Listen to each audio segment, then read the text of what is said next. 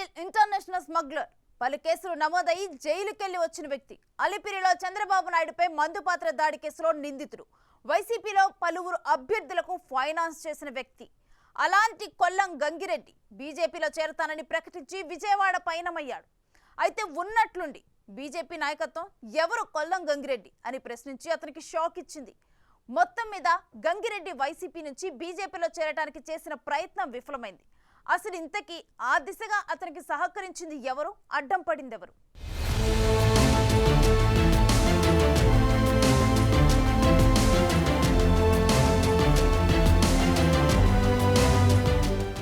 International criminal రికార్డున్న వ్యక్తి కొల్లం గంగిరెడ్డి. ఎర్రచందనం అక్రమ రవాణాకు సంబంధించి అతనిపై అనేక కేసులున్నాయి.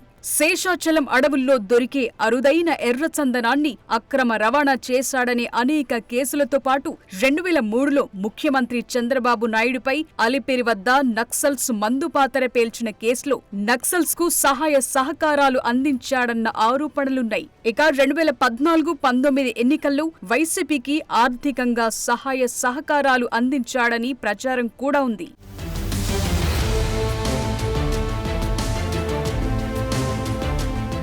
ఎర్రచందనం స్మగ్లింగ్ లో తనకు సహాయపడిన పోలీస్ అధికారులకు తిరుపతిలో హతీరాంజీ మఠం భూముల్లో విలాసవంతమైన విల్లాలు నిర్మింపచేసి ఇచ్చాడంటారు.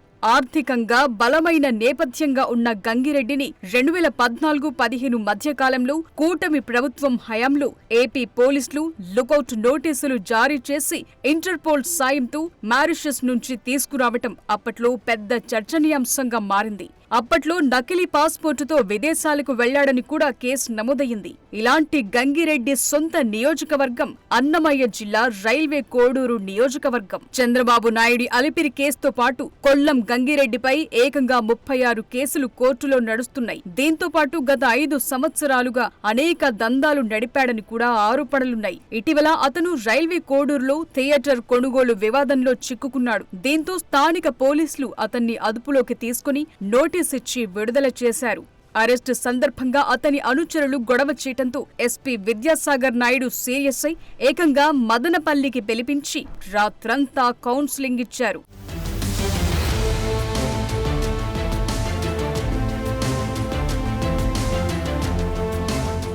ఈ నేపథ్యంలో వైసీపీ పార్టీలో ఇబ్బందులుంటాయని భావించిన కొల్లం రూట్ మార్చాడు. అతనికి ప్రస్తుతం రైల్వే కోడూరు టీడీపీ ఇన్ఛార్జితో సంబంధాలు లేవు. అదే సమయంలో జనసేనలో చేరటానికి కూడా దారులు లేవు. దాంతో బీజేపీలో చేరటానికి నిర్ణయించుకున్నాడు. అందులో భాగంగా ఆయన ఏకంగా విశాఖపట్టణంలోని ఓ బీజేపీ నాయకుడి సాయంతో బెంగుళూరులో ఉన్న బీజేపీ పెద్దలతో చర్చలు జరిపాడు. వారు అన్నమయ్య జిల్లా ఇన్ఛార్జితో మాట్లాడారట. ఆయన స్థానిక నాయకులతో మాట్లాడితే వారు పార్టీ ఏం చెప్పినా ఓకే, కానీ తాము మాత్రం అలాంటి నేర చరిత్ర ఉన్నవాడితో కలిసి పనిచేయలేమని తెగేసి చెప్పారట.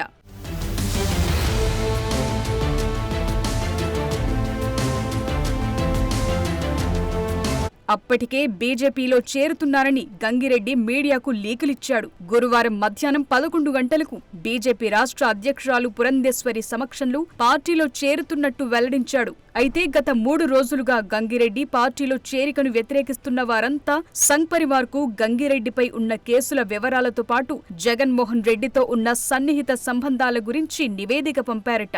దాంతో సంఘ్ పరివార్ అతన్ని పార్టీలో చేర్చుకోవద్దని ఆదేశాలు జారీ చేసిందట.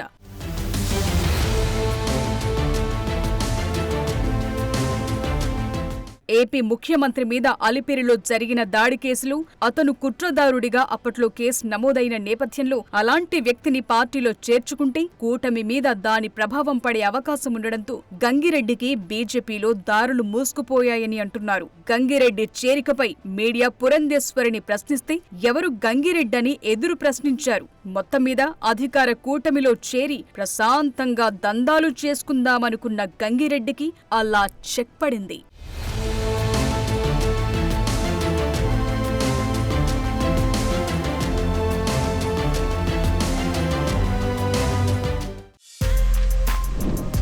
For more videos like this, subscribe Big TV channel.